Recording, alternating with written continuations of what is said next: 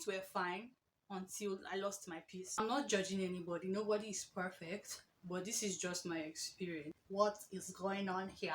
I noticed that the gifts were not matching the fruits. I wouldn't take certain actions that I know I can't bear the consequences. Hi guys, welcome to my YouTube channel. My name is Patience NY, and if you are new here, you are welcome. If you are not new, thank you so much for coming back. Yes, in today's video, I'm going to be spilling the tea. All, in fact, it will pour. So if you're ready, grab your popcorns, your drink, sit tight, watch till the end. Let's get right into the video.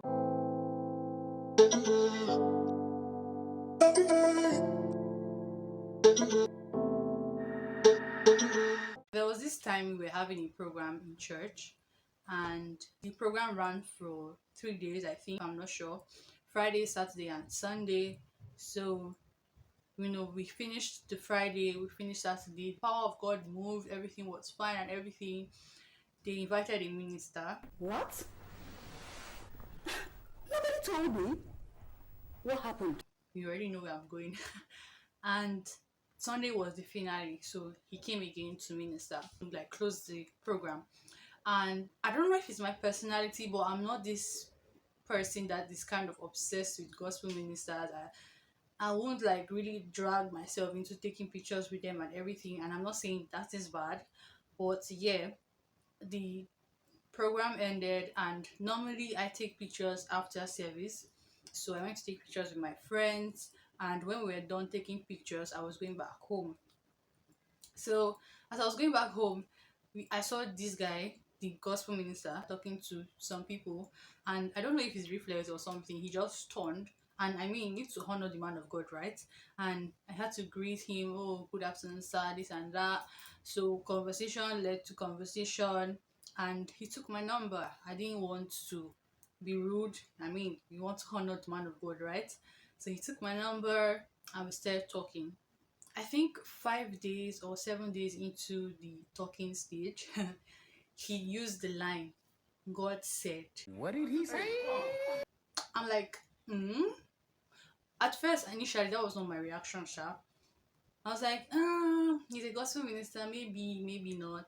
So let me back one a bit. At that season of my life, I wasn't strong in faith as I am now. And I wasn't really strong emotionally. A lot of things were going on. So I was like, maybe let me just give this a try. You never know what will happen. So yeah, I got into that relationship. Oh my God! Wow! And weeks upon weeks went by, and I started to notice that the gifts did not match the fruits. I'm like, what's going on here? I'm not judging anybody, nobody is perfect, but this is just my experience. So I noticed that the gifts were not matching the fruits and everything, the friends he kept, the words he was saying, the kind of things he was just, I'm like, oh, what is going on here? So I still stayed, don't judge me, because I thought that it was a privilege to know this person. So I still stayed and everything. Things were fine until I lost my peace. Now I lost my peace since the beginning, but it got worse as weeks were going by. I lost my peace, and I couldn't hide it anymore. I couldn't like keep it to myself anymore. So I had to tell one of my friends. She now asked me if I prayed about it. I'm like, this look where you already know the answer, but you don't just want to say it. It was like, like her reaction was so funny. And she was like, okay, that she will pray about it, but she won't tell me what God is saying. That I will have to go and pray about it by myself. So I'm like, okay, no problem. So before I continue, this is one mistake I have seen or I see people make. You're already emotionally invested in a relationship, and you are asking God after. Like, how is it gonna work? How will you hear his voice? Talk more of, okay, when you hear him saying this, what if his answer doesn't match to your current state? Will you leave the relationship, or will you still stay? That's my question for you. So yes, I went back to pray, and I didn't break off the relationship. So I think there was one day he came to see me with his friend. He told the friend to go, and we were together in the car. And he was like, "You know what happens after?" And I was like, "No." Like he said, in his words, I was being so uptight that nothing is there. That him and his exes. I'm like, see, even though I wasn't Christian, I wouldn't take certain actions that I know I can't bear the consequences when the consequences come, because I mean, nobody's gonna do that. So he went back home that day angry that, oh, this and that, why you my girlfriend? I'm Oh, like, ní gbogbo ilé náà.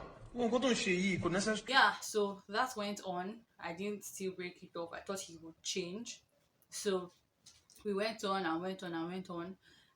The what broke the camel's back was when he said I should come to his house, like stay.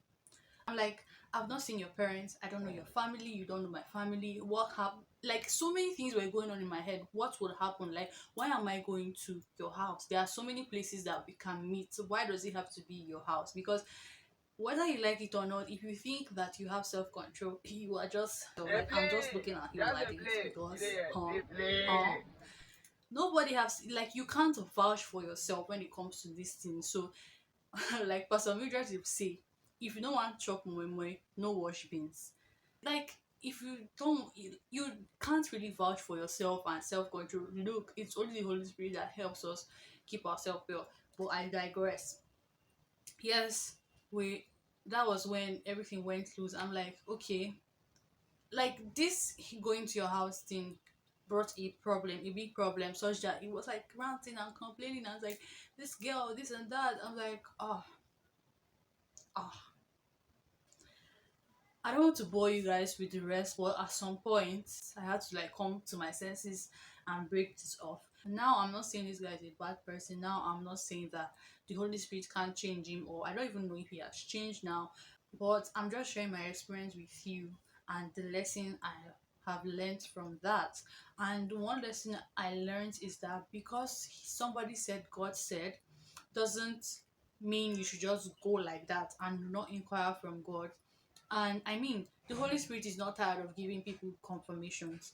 The more you ask for confirmations, the more He's even willing to give you more confirmation. So keep asking for confirmation. If you don't believe that, oh, God said, or if you are not seeing this person in the will of God for your life or in that light, keep asking for confirmation. And number two is that no matter how you like someone, or no matter how emotions have been invested into a friendship or anything that has sheep behind, make sure that you pray and ask God before going into that relationship. Because imagine you going into that relationship and God is saying opposite of from what you are feeling. I don't know, but if like you already get the point, like you will not be able to leave that relationship anyway. And number three is that have friends that can uphold you in the place of prayer. There are some times when the lines can be so blurred that you that is on fire for God, you might not see what the Lord is saying, and your discernment is not sharp enough for you to know what the Lord is saying. So having these friends in your life that keep you accountable is very essential and very, very necessary.